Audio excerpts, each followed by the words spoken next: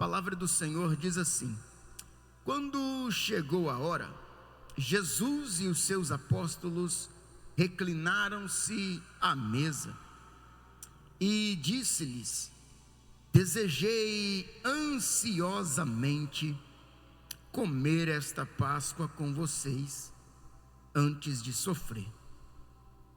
É Jesus que está dizendo: desejei ansiosamente comer esta Páscoa com vocês antes de sofrer. Aleluia! Você assenta glorificando a Deus por essa palavra. Aleluia! Glória ao nome santo do Senhor. Amém?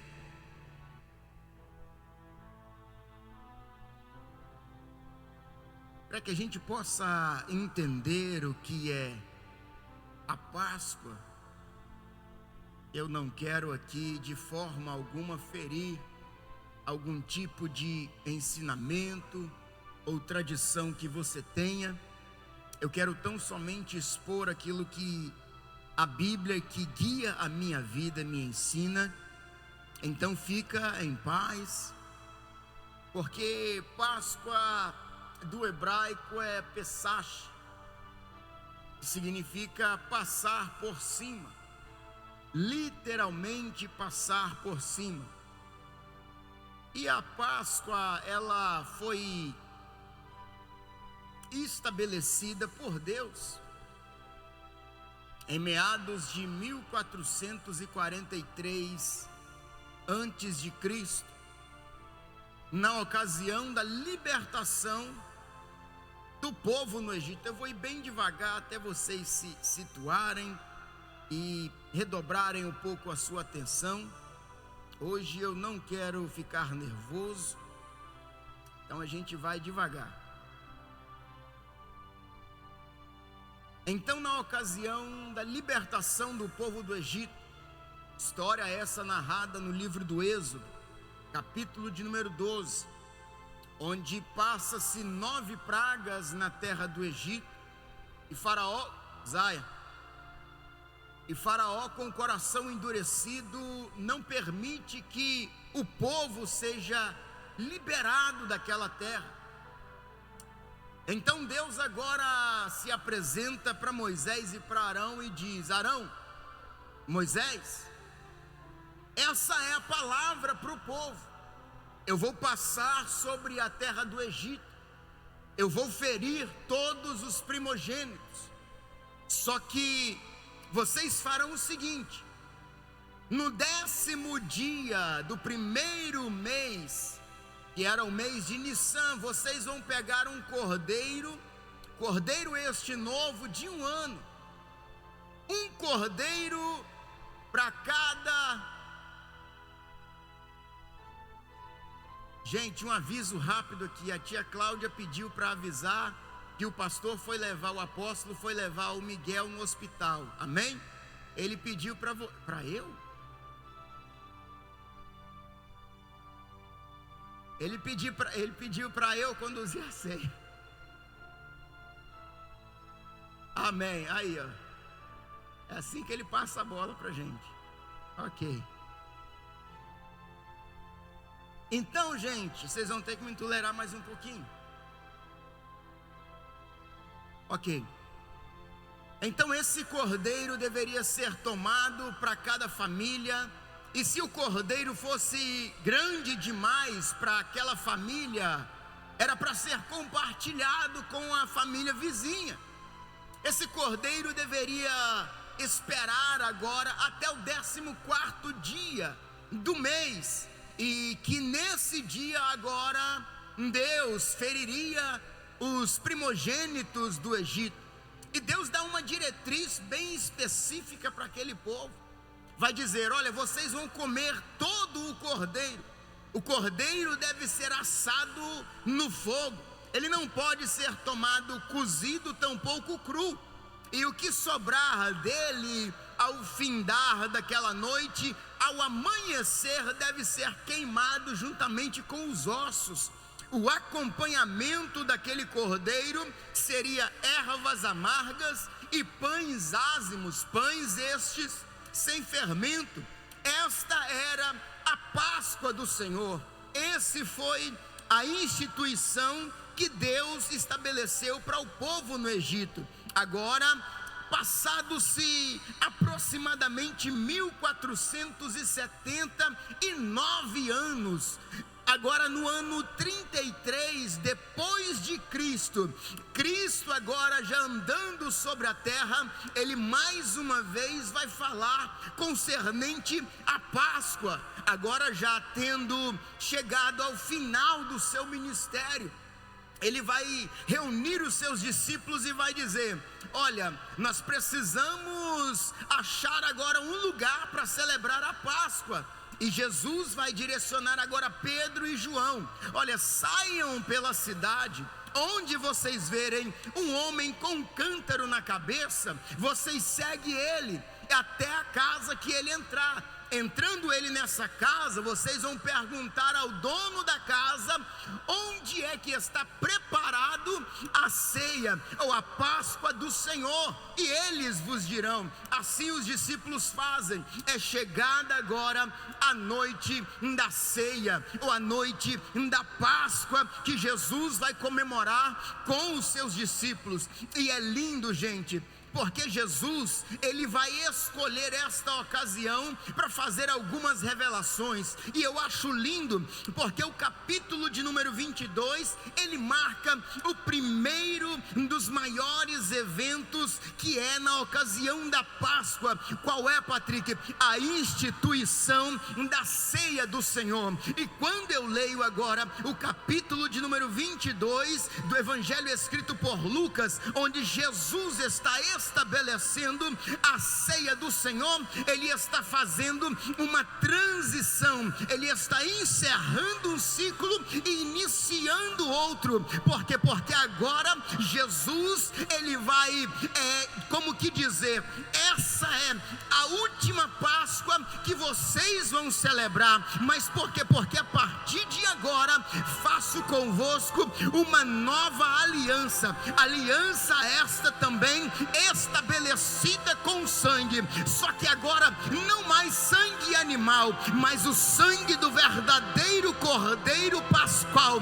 Por que, Patrick, você está dizendo de aliança com sangue? Porque na Páscoa do Êxodo, Deus também direcionou ao povo: vocês vão pegar o sangue do Cordeiro, vão passar na verga e nos umbrais das portas, para que quando o anjo da morte descer e ver o sangue marcado na porta, ele passa por cima. Está aí o verdadeiro significado do Pessach, que é passar por cima. Só que agora na ceia, Jesus está dizendo: faço convosco uma nova aliança, aliança essa também de sangue. Só que o sangue agora não estará apenas na verga da porta, o sangue estará escorrido do alto da cabeça e a planta dos pés. Então, Patrick, quando o anjo da morte me vê agora, ele passa por cima? Não, o anjo da morte, quando te vê agora banhado no sangue do Cordeiro, oh meu Deus do céu, deixa eu dizer, ele não vai só passar por cima, ele vai bater em retirada, porque ele...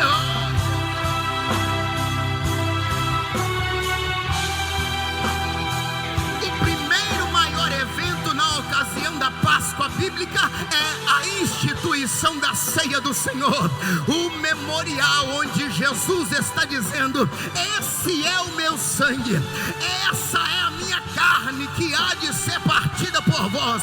E quando eu digo que há de ser partida por vós, Jesus, ele alegra o meu coração.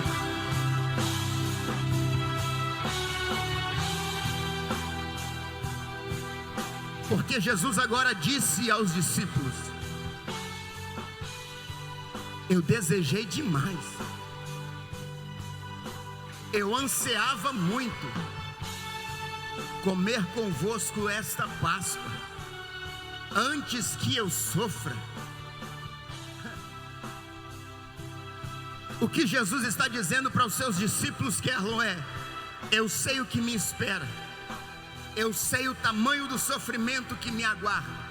Eu sei o tamanho da dor que eu serei submetido, mas nada tirará a alegria de estar em comunhão convosco. Sabe o que Jesus está dizendo? Eu posso até lá no Getsemane, por um momento, cogitar na possibilidade de pedir ao Pai para passar o cálice, porque eu sei o tamanho da dor, o tamanho do sofrimento, mas nada vai impedir eu de me alegrar convosco. É Deus dizendo: eu sei as tristezas que eu viverei por causa do Kerlon, eu sei as mazelas que eu vou viver por causa da diaconisa Nilce, mas nada disso tira a alegria do meu coração quando ela sobe por aquelas escadas com o sorriso estampado no rosto, com a canção na garganta, doida para celebrar ao rei. Ele está dizendo: essa alegria não tem preço, essa alegria não tem poder, essa dor não tem poder de apagar o tamanho da alegria que está cercando a mesa convosco. Era Jesus dizendo: oh, já até me esqueci que eu vou sofrer, já até me esqueci que eu vou apanhar. Por quê? Porque esse momento de comunhão está tão gostoso, esse momento de comunhão está tão maravilhoso que eu já estou...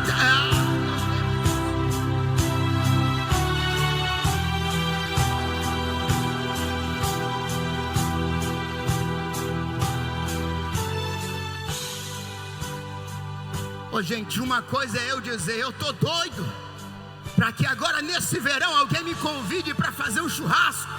Uma coisa é eu falar, Kennedy, que eu tô doido para tu me levar lá no Taste of Brasil para comer um rodízio de carne. Outra coisa é o próprio Deus, o próprio Jesus virar para mim e dizer: rapaz, eu tava doidinho pra gente jantar junto, eu tava doidinho para esse dia chegar, pra gente participar. Ah, rapaz, você não tá entendendo.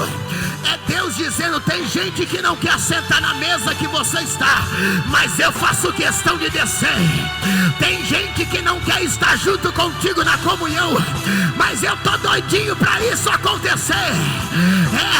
Levanta a mão pro alto. Será que tu pode?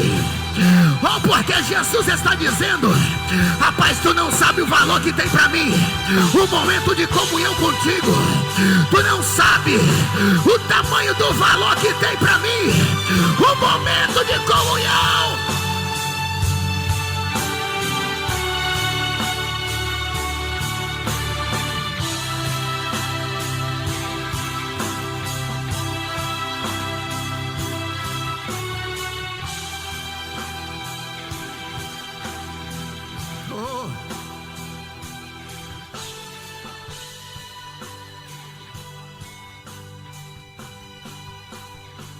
Segundo maior evento na ocasião da Páscoa bíblica está no Evangelho escrito por João, capítulo de número 18. Esse capítulo se inicia após esta celebração da ceia com os discípulos, onde agora Jesus vai para o Getsemane. Ali ele ora por algum momento com os seus discípulos. De repente, uma comitiva de soldados romanos chega. No meio dos soldados vai se manifestar um homem. O nome dele é Judas, o Iscariotes. Ele vai se aproximar de Jesus, como havia combinado com o sumo sacerdote. Ele mostraria quem era Jesus com um gesto. Ele vai saudar Jesus com um ósculo. Ele vai dar um beijo no rosto de Jesus. Jesus agora pergunta para ele: a que vens, amigo? E uma pergunta que eu fiz, se eu não me engano, há 1 ano e meio, há 2 anos atrás, no One Way, como chamar de amigo o traidor.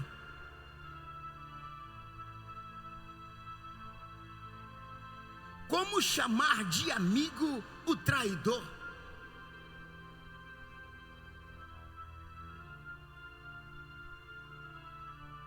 Há uma música no meio secular, me desculpa a pobreza da comparação, que talvez resume o tratamento que alguns dão ao traidor. Qual é, Patrick? Tiro, porrada e bomba. Sangue de Jesus o que, gente? Tem pessoas aqui no nosso meio que faz pior com alguém que pisou no pé dele.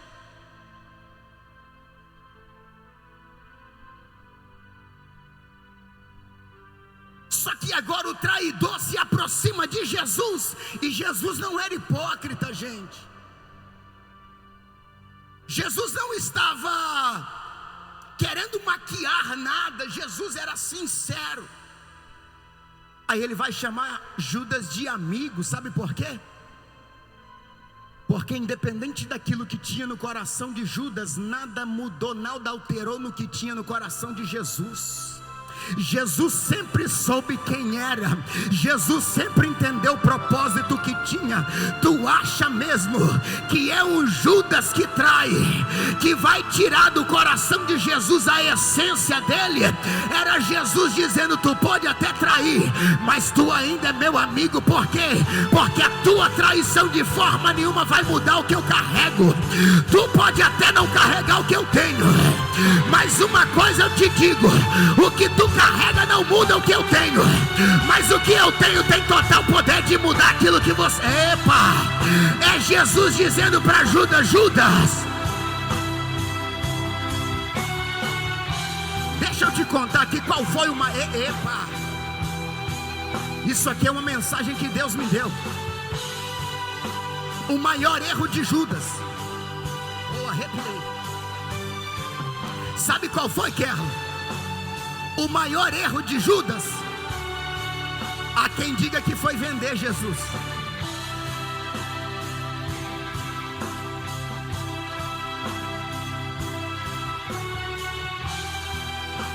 Essa semana eu estava assistindo uma mensagem, a segunda mensagem que eu preguei na RDA. O tema é como viver um tempo chamado espera. O maior erro de Judas não foi se pendurar pelo pescoço. O maior erro de Judas não foi vender Jesus. O maior erro de Judas foi não saber esperar o domingo pela manhã. Oh, arrepiei o cabelo da cabeça agora. Por quê? Porque Judas, se ele espera o domingo pela manhã, assim como Pedro que negou foi restabelecido, ele também seria. Por quê? Porque a misericórdia veio para se estender a todos. Oh Jesus, eu quero chegar no terceiro, só que eu preciso dar uma pincelada maior nisso aqui. Sabe qual é o meu e o teu erro? É me condenar a ponto de achar que o sangue derramado na cruz não tem poder para me perdoar. Aí eu faço como Judas, quero me punir, quero me sacrificar. Só que eu preciso te dizer, tu precisa saber entender, o sacrifício de Cristo na cruz foi para o mais vil pecador, foi para alcançar o homem que estava no mais profundo abismo. Jesus está dizendo para alguém: oh, tão somente espera, tão somente se confessa, porque aquele que confessa e deixa alcança misericórdia. Mas aí Jesus é preso, é levado para julgamento. Ele agora chega no pátio do palácio. O julgamento começa já de forma equivocada, de forma errônea, porque no contexto da época não poderia ser feito nenhum tipo de julgamento à noite. Eles ainda à noite começam a julgar Jesus. Aí um homem que tinha o poder sobre as suas mãos ali em Roma, Pôncio Pilatos, vai tentar de algumas maneiras aliviar a barra de Jesus, porque ele não queria sujar as mãos, a ponto dele dizer: eu não estou vendo problema nenhum. Capítulo 18 do Evangelho de João, verso 38. Pôncio Pilatos está dizendo: eu não vejo culpa nenhuma nesse homem.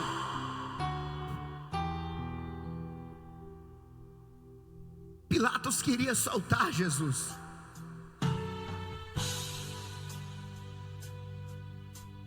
Aí ele vai aproveitar que era Páscoa, e na Páscoa o povo tinha um costume de soltar, livrar um condenado da morte, por causa do símbolo lá do Êxodo, onde alguém que deveria morrer foi poupado. A morte passou por cima, e tinha ali para ser crucificado um homem chamado Barrabás, um malfeitor.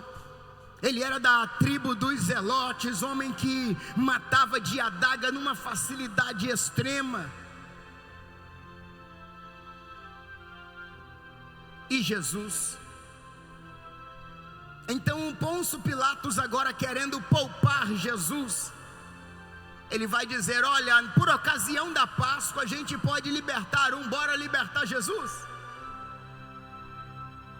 Gente, o grito ecoou até nos dias de hoje, porque não foi o Sinédrio, porque não foi o exército romano, não foi a liderança romana, foi o povo que Deus escolheu, foi o povo que Deus elegeu, foi o povo que Deus livrou de tantas mazelas, que vai gritar: nós queremos ver Barrabás solto e Jesus condenado.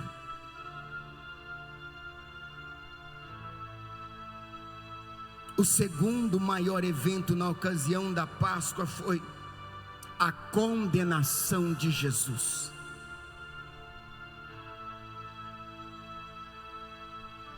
Eles agora começam a açoitar Jesus.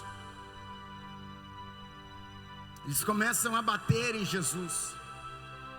Ao amanhecer eles vão pegar o partíbulo, a parte horizontal que você vê nessa cruz, coloca sobre os ombros de Jesus, uma coroa de espinhos colocada em sua cabeça. Eles pegam pedaços de cana, bate sobre a coroa a ponto dos cravos, dos espinhos de cerca de 3 centímetros perfurarem a cabeça de Jesus. Jesus agora começa a percorrer a estrada que nós conhecemos como Via Dolorosa, sentido ao Monte Caveira, o Gólgota, onde ali ele seria crucificado. No meio do caminho, você conhece a história, Jesus ele cai, devido a tantas feridas, devido ao cansaço extremo, ele vai cair. Eles vão tomar um certo Simão vindo de Cirene para ajudá-lo a carregar a cruz. Ele termina de fazer aquele caminho para Jesus. Chegando no Gólgota, eles estendem Jesus naquele madeiro. Jesus está cercado por mais 2 malfeitores. Todas as falas você conhece, todo o texto você sabe. Jesus agora, em último grito, ele vai dizer: está consumado, tetelestai, a conta está paga. Ele vai entregar ao Pai o teu espírito, porque a morte por si só não tinha poder de matá-lo. Ele inclina a sua cabeça e dá o seu último respirar. Agora, vindo os soldados romanos, eles vão quebrar as pernas dos que estão crucificados e demorando a morrer, porque assim eles se asfixiavam e morriam mais rápido. Só que quando eles chegam em Jesus, Jesus já estava morto, e eles não quebram as pernas de Jesus. Mas um soldado romano pega uma lança e fura o lado de Jesus, onde imediatamente vai se ver sair água e sangue.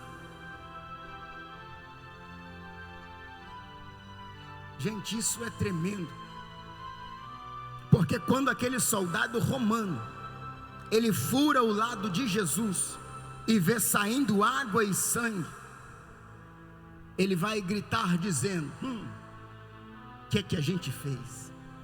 Verdadeiramente esse era o Filho de Deus. Gente, talvez até hoje tu não entendeu por que saiu água e sangue em uma ferida. Quando você corta o dedo, Kathleen, tu vê sair sangue, mas ao olho nu tu contempla a água também. Não tem como. Mas por que a olho nu esse homem vai dizer que saiu sangue e água? Para outra oportunidade, as duas naturezas de Deus, divina e terrena. Mas o que eu quero que você entenda nessa noite é o motivo pelo qual sai água e sangue, para que todos vejam. Eu estava sujo pelos pecados, eu estava condenado a viver eternamente sobre o jugo do pecado. O pecado na Bíblia ele é considerado como uma lepra.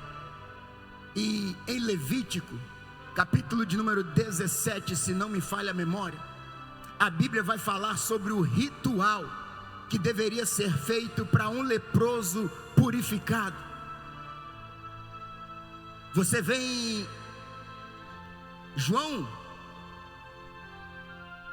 Lucas capítulo de número 17, você vê agora 10 leprosos vindo até Jesus, clamando por misericórdia, e Jesus fala para eles: vai e se mostre ao sacerdote, porque existia um ritual a ser feito, e o ritual de purificação era o seguinte: aquele que for achado limpo da lepra, toma 2 pássaros, 2 pombas, brancas, sem marca, sem mancha nenhuma. Agora você se apresenta diante do sacerdote, enche uma bacia de água, o pescoço de uma das pombas precisa ser cortado, o sangue precisa ser derramado dentro da água, e a outra pomba que restou precisa ser mergulhado dentro da água e do sangue. Após tudo isso feito, a pomba que foi mergulhada na água e no sangue é solta para voar livremente no campo. Era Jesus lá no Gólgota mandando um recado: hoje tu só vai voar, porque eu fui a pomba que fui sacrificada. Hoje tu só está voando livre, porque o meu sangue e a minha água, você foi imergido no meu sangue e na minha água. Todos os teus pecados hoje estão purificados, e a condenação do pecado que estava sobre a tua vida está sendo retirada agora. Então voa, pombinha, voa, RDA, porque a partir do Calvário tu foi banhado com sangue e água, tu tá limpo, tu tá livre, tu voa livremente.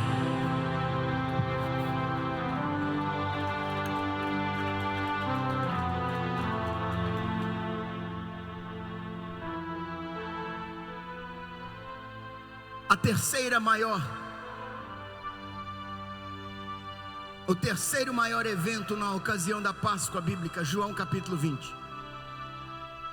Depois de tudo isso, um certo José de Arimateia, que era discípulo de Jesus, pede o corpo de Jesus para que ele pudesse o sepultar. Jesus é posto em uma tumba virgem, esta nunca usada por ninguém. É colocado ali no findar de uma sexta-feira. é chegado agora o sábado do silêncio, o sábado do choro, o sábado do remorso, o sábado do arrependimento. Penso eu que esse dia demorou demais para passar. Só que agora é chegado o domingo de Páscoa. Algumas mulheres se aprontam para ir de madrugada ao sepulcro de Jesus. Só que chegando ali, elas têm uma surpresa. A pedra estava removida. O corpo de Jesus já não estava mais lá. E aqui eu encerro dizendo o terceiro maior evento na ocasião da Páscoa bíblica. O primeiro foi a instituição da ceia do Senhor. O segundo foi a condenação de Jesus. Mas o terceiro foi a ressurreição de Cristo Jesus.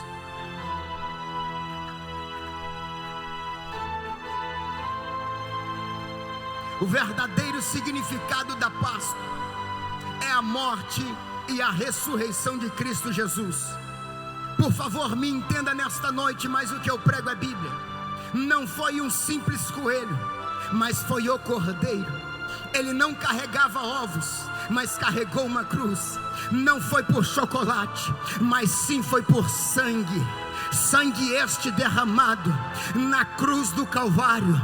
Eu queria que você se colocasse sobre os seus pés, porque Cristo é a nossa verdadeira Páscoa.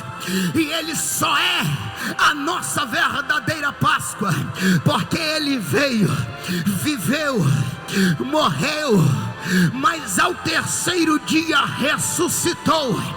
E hoje Ele permanece vivo dentro de mim e dentro de você. Só que ainda há uma promessa que permeia dentro dos nossos corações e alimenta a nossa alma.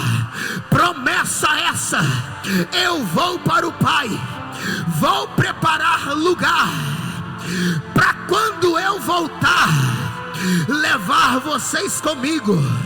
Para onde eu estiver, vocês também estejais comigo. Sabe qual é o verdadeiro significado da Páscoa? Hoje já não precisamos mais comer do Cordeiro, porque o Cordeiro Pascual se entregou por mim e por você na cruz.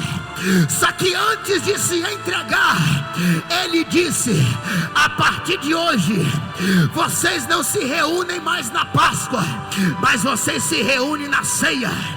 Hoje vocês não comem mais cordeiro, porque hoje vocês bebem do meu sangue e comem da minha carne, porque todo aquele que não come da minha carne e não bebe do meu sangue não tem parte comigo. Sangue é esse símbolo da nova aliança, sangue é esse símbolo de um novo tempo. A partir de hoje, não diga é só mais uma ceia. A partir de hoje, não diga é só mais uma celebração, não. Isso é memorial, é estatuto perpétuo, onde você estará dizendo: eu estou aliançado com Ele, eu estou junto com Ele.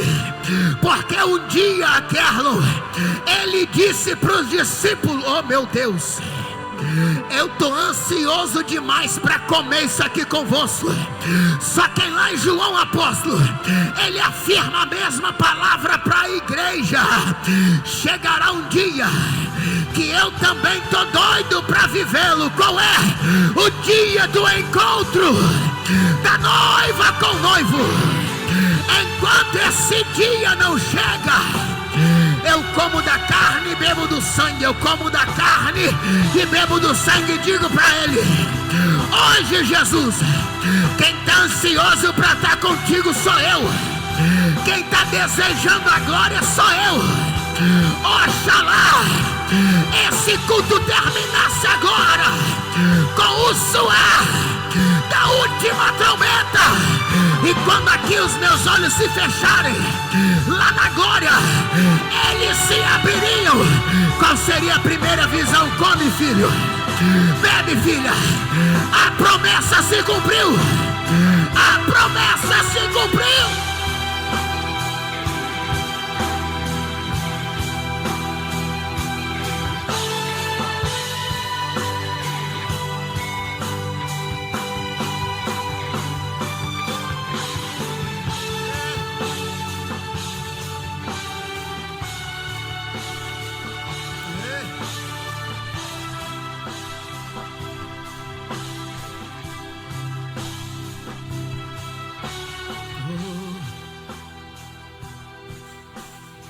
Coloque a mão no teu coração, curva a sua cabeça.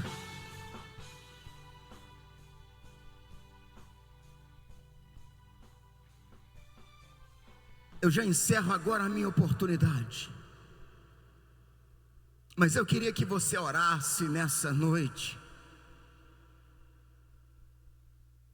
Que nos três camandria sobremente a cato levará saia. Mero ramavosia.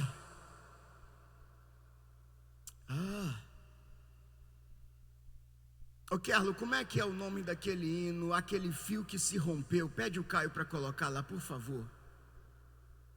É canorosi remembor que atalassamra provécia. A mão no coração, a cabeça curvada. Tu vai orar agora comigo. Só que essa oração não vai ser a mesma que tu fez no início do culto, tampouco a que você fez no decorrer do culto. Essa agora é a oração que vai te preparar para cercar a mesa do Senhor. Oh Espírito Santo de Deus. Oh, aleluia. Não há pecado que Ele não possa apagar. Não há impureza que Ele não possa limpar. Tudo isso foi pregado junto com Ele ali na cruz do Calvário, a ponto dele mesmo dizer: nenhuma condenação há para aqueles que estão em Cristo Jesus.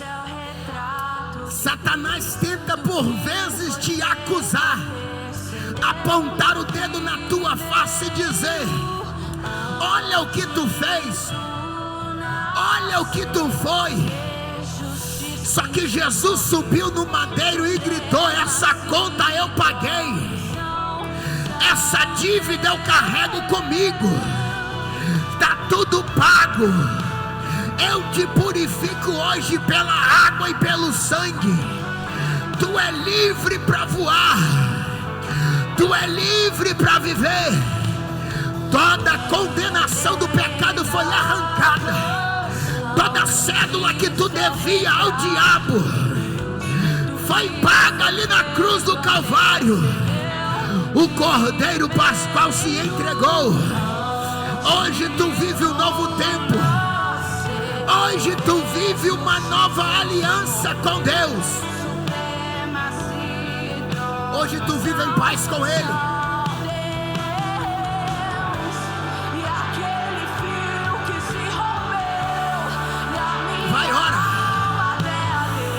Começa a falar com Ele aí agora. Começa a declarar dizendo: Senhor, Tu és o meu Cordeiro Pascual. Eu entendo, papai, o tamanho da culpa que eu carregava, mas ainda assim o Senhor não hesitou. O Senhor foi, sofreu no meu lugar. O Senhor se fez pecado por mim. O Senhor se fez condenado por mim. Tão somente para me tirar o peso da culpa. É por isso que eu quero declarar para os quatro cantos da terra ouvir: eu estou aliançado com o Senhor. Eu estou aguardando a tua volta, Pai. E enquanto isso não se concretiza, profetiza. Eu quero cercar a tua mesa de consciência limpa.